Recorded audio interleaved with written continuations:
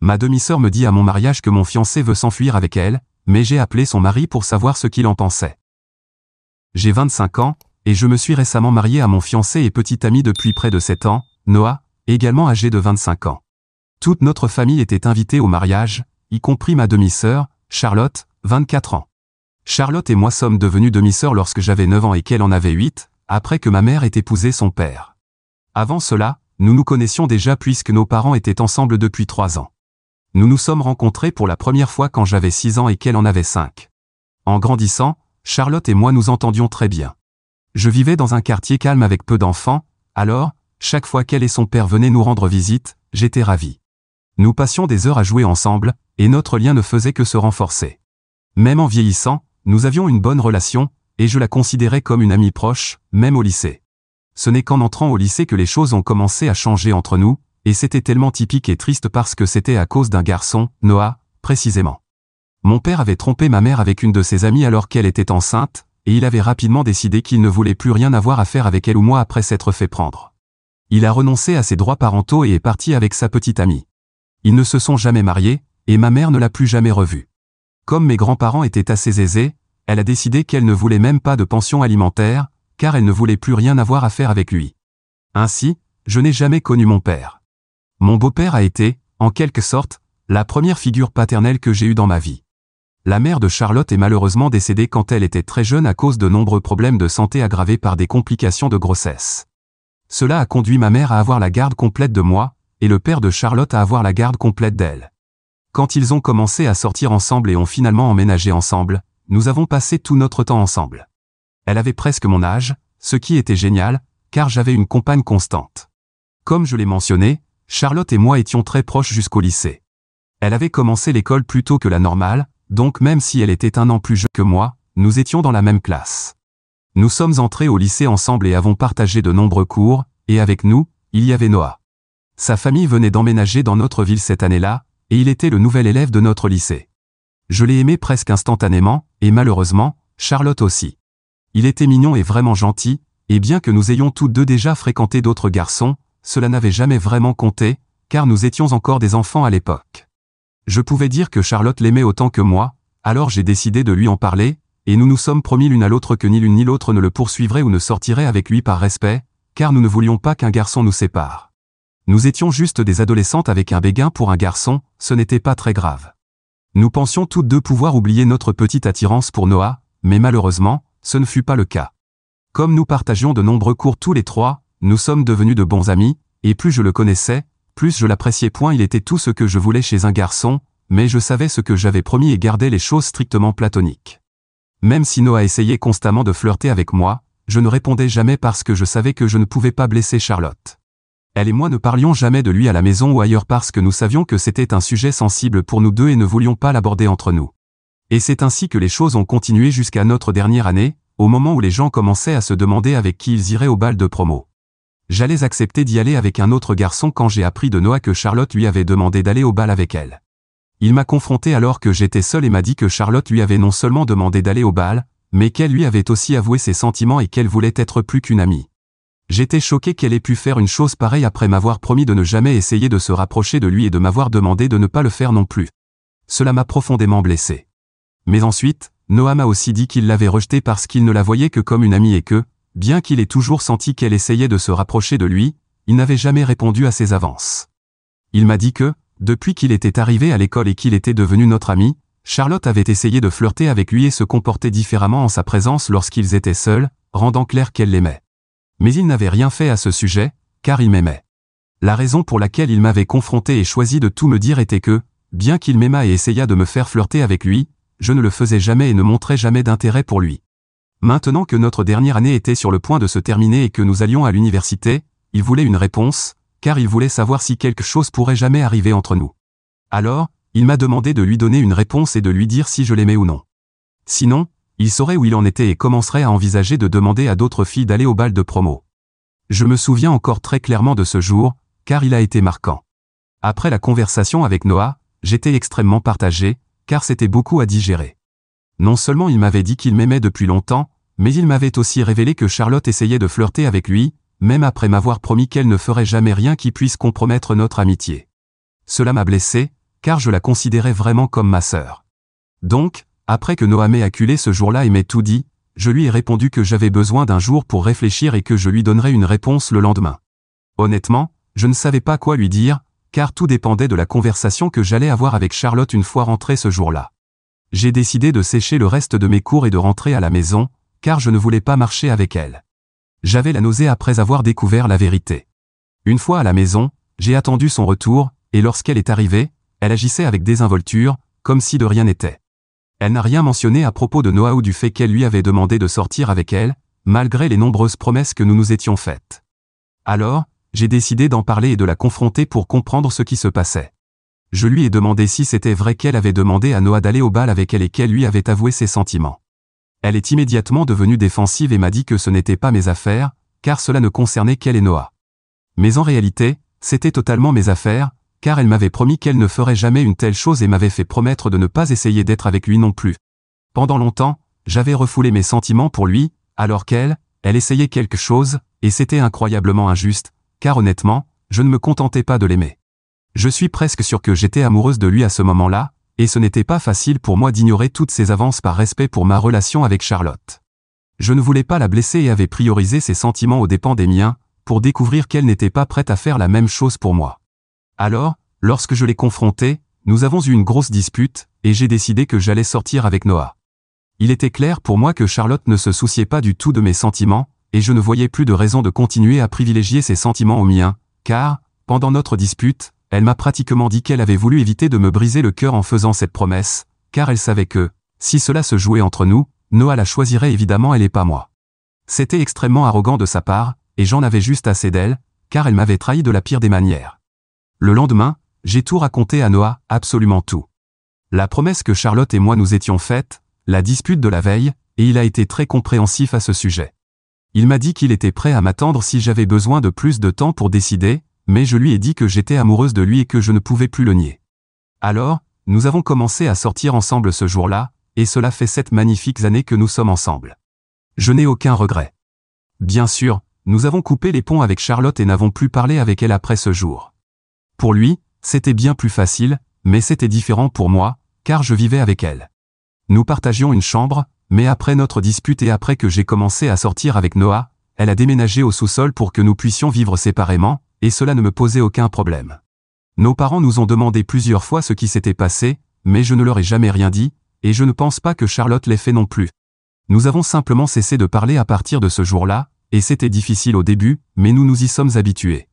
Noah et moi avons fini par aller à la même université, et Charlotte a choisi une université à l'autre bout du pays, donc je n'ai pas eu à la voir pendant les années suivantes, et nous ne nous croisions que pendant les fêtes de famille. Après avoir obtenu nos diplômes universitaires, Noah et moi avons avancé dans nos vies, et Charlotte a commencé à sortir avec un garçon de son université également. Nous avons tous commencé à travailler peu de temps après, et notre dispute a commencé à ressembler à quelque chose tout droit sorti d'un drame de lycée, car c'était ridicule et n'avait plus d'importance. Charlotte et moi nous voyions lors des rassemblements familiaux, et bien que nous n'essayions jamais consciemment de parler comme nous le faisions enfants, nous avons commencé à être civilisés l'une envers l'autre et à nous saluer au moins comme une famille. Nous nous sommes contentés de discussions superficielles sur des sujets neutres, rien de plus. Ainsi, les choses ont commencé à changer, et au moins, nous étions en mesure de nous adresser la parole à l'âge adulte. Puis, l'année dernière, elle a annoncé ses fiançailles avec son petit ami de l'université, et je l'ai félicité. C'était très formel, et elle m'a dit qu'elle aimerait m'avoir à son mariage. C'était doux amer, car lorsque nous étions enfants, nous nous promettions toujours d'être la demoiselle d'honneur l'une de l'autre à nos mariages imaginaires. Mais quand j'ai assisté à son mariage, je n'étais qu'une simple invitée. Je suppose que j'étais heureuse que nous agissions enfin comme des adultes et réparions les choses, mais aussi un peu triste que les choses ne redeviennent jamais comme avant. Nous étions en contact depuis lors, et elle semblait même à l'aise avec Noah. Bien sûr, j'ai eu le bon sens de ne pas la mener à son mariage comme mon cavalier, car cela aurait été un peu bizarre et insensible, même si elle était complètement passée à autre chose et allait vraiment se marier avec quelqu'un d'autre. Mais, bien sûr, elle l'a remarqué, et lorsque nous discutions après la cérémonie, elle m'a dit que j'aurais pu venir avec Noah, car elle était passée à autre chose et que cela ne la dérangeait pas, car tout cela appartenait au passé. Mais je suppose que je n'aurais pas dû la croire, car ce qui s'est passé récemment a prouvé qu'elle n'avait pas du tout tourné la page et qu'elle restait une personne odieuse. Il y a quelques mois, vers 8 heures, Noah m'a demandé en mariage, et bien sûr, j'ai dit oui, car le moment était parfait.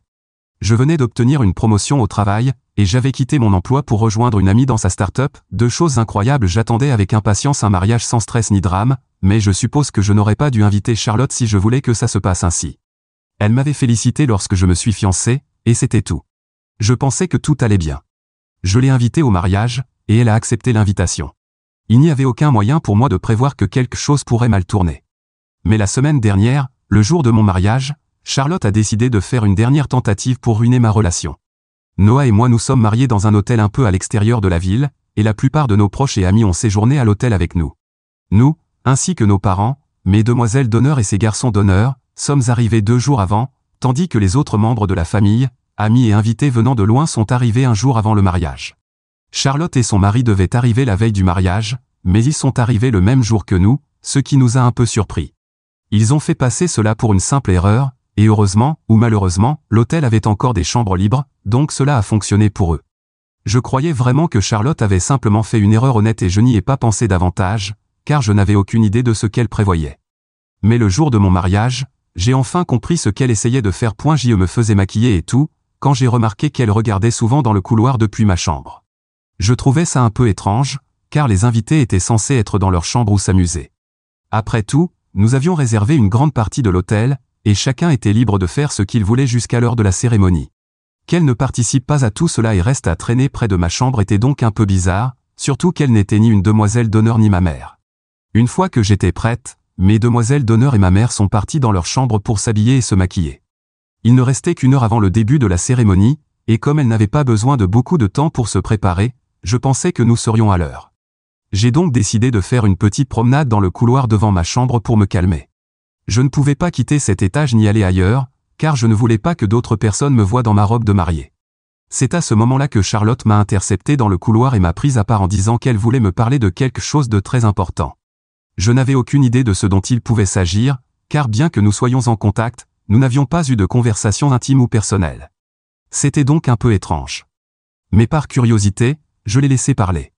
Et là, elle a commencé à me raconter qu'elle était arrivée à l'hôtel un jour plus tôt que prévu, non pas par accident, mais intentionnellement, parce que, apparemment, Noah le lui avait demandé.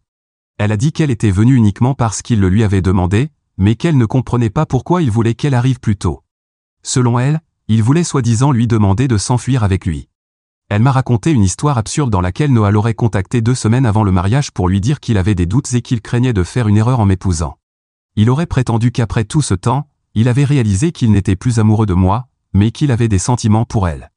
Elle a affirmé qu'ils étaient en contact depuis longtemps, mais que c'était purement platonique. Cependant, il serait tombé amoureux d'elle et lui aurait demandé de venir plus tôt pour qu'ils puissent fuir ensemble. Et depuis son arrivée à l'hôtel, il la pressait de se lancer dans ce plan insensé, car il n'avait pas le courage de me parler directement. Apparemment, il avait peur que je fasse quelque chose de fou et ne voulait pas en être responsable ou être présent lorsque cela arriverait. Mais Charlotte, mue par sa soi-disant compassion, aurait décidé de ne pas me faire ça et de me dire la vérité. Et bien sûr, comme toute personne normale, elle avait choisi de me faire cette révélation 1 heure avant mon mariage. Évidemment, je savais qu'elle mentait effrontément, car j'avais confiance en Noah et je savais qu'il ne ferait jamais une chose pareille.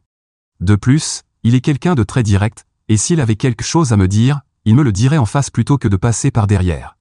Nous n'avons jamais été des lâches évitant les problèmes. L'histoire qu'elle racontait semblait complètement invraisemblable, ce qui m'a fait comprendre qu'elle mentait.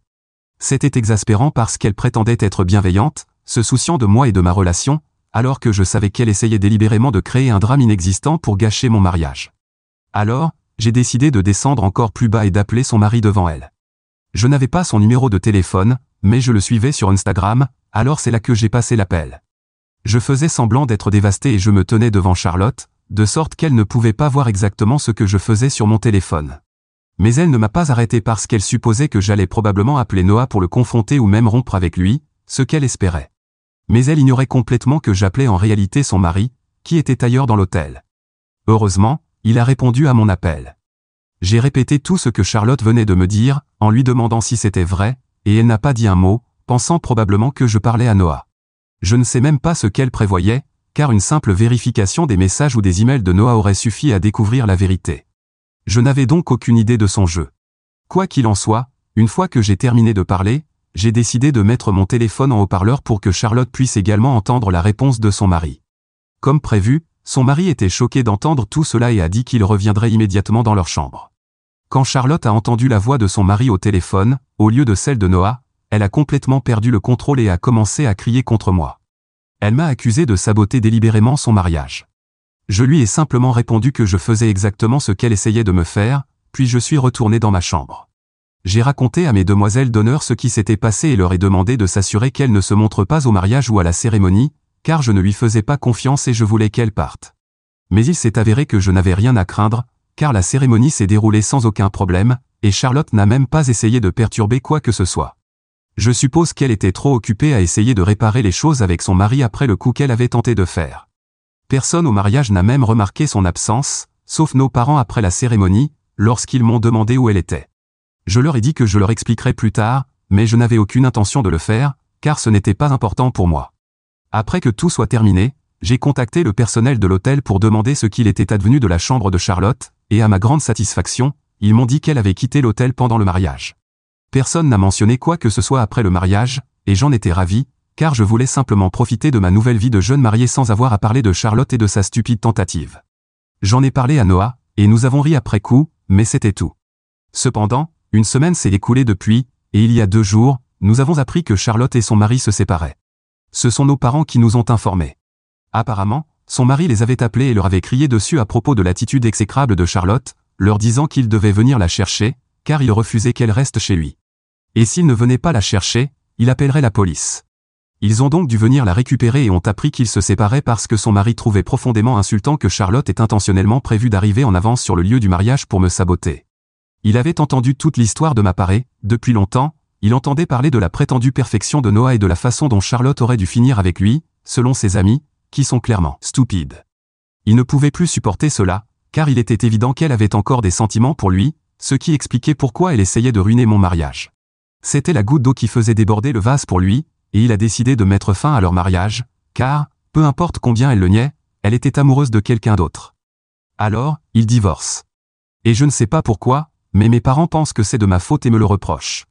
Ils pensent que, malgré ce que Charlotte a essayé de faire, j'aurais dû laisser son mariage et son mari en dehors de tout cela, car en les impliquant et en appelant son mari, j'ai détruit leur mariage. Maintenant, ils s'attendent à ce que je m'excuse auprès d'elle et refusent de me parler parce que j'ai dit que je ne le ferai pas.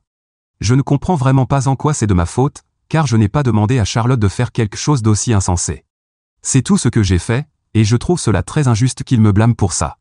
Elle a ruiné son propre mariage, et je n'y suis pour rien.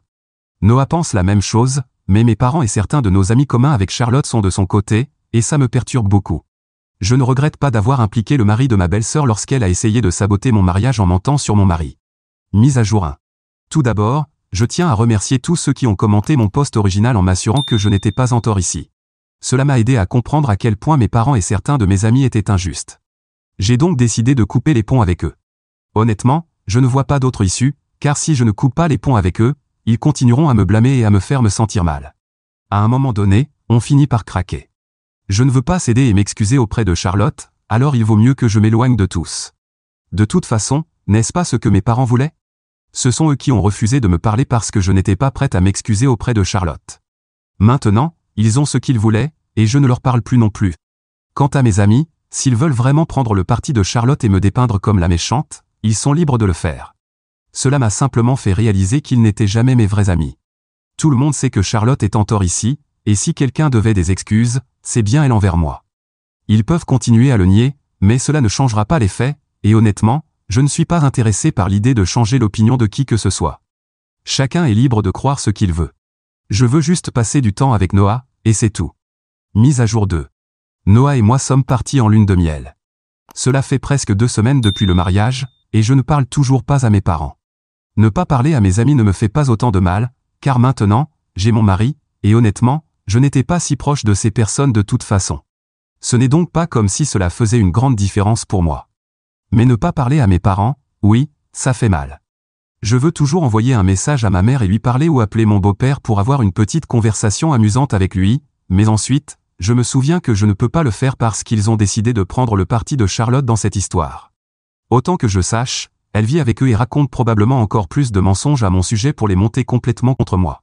D'ici à ce que je rentre, mes parents finiront probablement par me détester. Je peux encore comprendre que mon beau-père veuille prendre le parti de sa fille, mais je ne comprends pas pourquoi ma mère n'est pas de mon côté. Elle a littéralement été trompée par mon père, qui nous a abandonnés pour être avec quelqu'un qu'elle considérait comme une amie. C'est exactement ce que Charlotte essayait de faire ici. Elle essayait de me blesser pour avoir Noah rien que pour elle. Je pense que ma mère, plus que quiconque, devrait au moins comprendre pourquoi j'étais en colère contre elle et pourquoi j'ai fait ce que j'ai fait. Mais si elle ne me comprend pas et pense que je suis la méchante dans cette histoire, je ne sais pas quoi dire d'autre. Mais ce n'est pas grave, car Noah et moi sommes en lune de miel en ce moment, et j'espère que cela m'aidera à retrouver le moral et à oublier mes problèmes. Mise à jour 3. Au 3e jour de ma lune de miel, j'ai reçu un message texte de ma mère, mais je ne vais pas l'ouvrir avant de rentrer chez moi, car je veux profiter de ma lune de miel au lieu de m'impliquer dans ces drames. Noah et moi passons un très bon moment, et au cas où ce message ne serait pas agréable, je préfère vivre cette déception plus tard. Je sais que ça semble étrange, mais je veux vraiment savourer cette expérience, car on ne part en lune de miel qu'une seule fois. Mise à jour 4. Je suis enfin rentré chez moi, et la première chose que j'ai faite après avoir atterri, c'est vérifier le message de ma mère. Elle m'a dit qu'elle avait permis à Charlotte de rester chez eux pendant quelques jours, mais qu'elle était devenue insupportable parce qu'elle ne faisait que dire du mal de moi. Ça en est arrivé au point où mon beau-père et ma mère ont décidé que ça suffisait. Ils ont réalisé que ce que Charlotte avait fait était effectivement une tentative pour ruiner mon mariage, et ils ont décidé de la mettre dehors. Ils m'ont invité à dîner ce week-end pour se faire pardonner, disant qu'ils avaient été emportés par leurs émotions, car le divorce de Charlotte leur semblait être une plus grosse affaire à gérer à ce moment-là, et qu'ils ne savaient pas comment réagir. Mais maintenant, ils avaient retrouvé leurs esprits et voulaient s'excuser. Honnêtement, je ne pourrais pas être plus heureuse, et Noah et moi avons déjà accepté d'aller dîner avec eux. Je suppose que cela suffira à réparer notre relation. Tout est bien qui finit bien. J'espère juste que nous ne nous battrons plus jamais comme ça. Mise à jour 5. Nous avons finalement dîné avec mes parents, et c'était chez eux, car ils ont proposé de cuisiner comme geste de paix. Nous sommes arrivés, mais en plein milieu de la soirée, ma sœur est apparue. Elle a dû découvrir que nous serions là, peut-être parce qu'elle a parlé avec son père, bien que je n'en sois pas vraiment sûr. Elle est entrée parce qu'elle avait une clé et a commencé à dire des choses qui n'étaient pas très gentilles. Elle m'a également dit que Noah était censé être avec elle et que je l'avais volé parce que j'étais jalouse. Elle a dit qu'elle souhaitait que nos parents ne se soient jamais rencontrés, car cela avait tout gâché.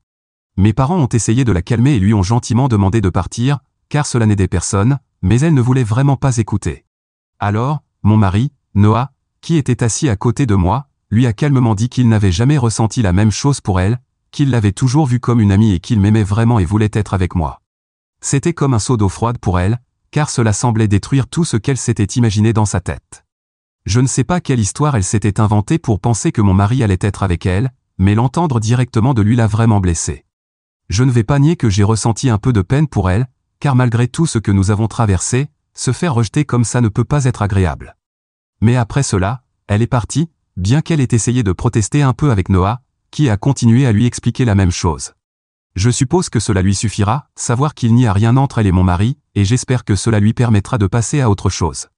Parce qu'honnêtement, je ne pense pas que cela soit bon pour elle, et je ne veux pas que ce comportement continue. Après son départ, la soirée a été un peu ternie par cet incident, mais nous avons terminé le dîner et le dessert, et nous avons fait de notre mieux pour ne pas laisser la soirée être complètement gâchée. Je pense donc que c'est tout pour moi pour l'instant. Je suppose que cette confrontation sera la dernière fois que nous entendrons parler de Charlotte, du moins concernant son béguin pour mon mari.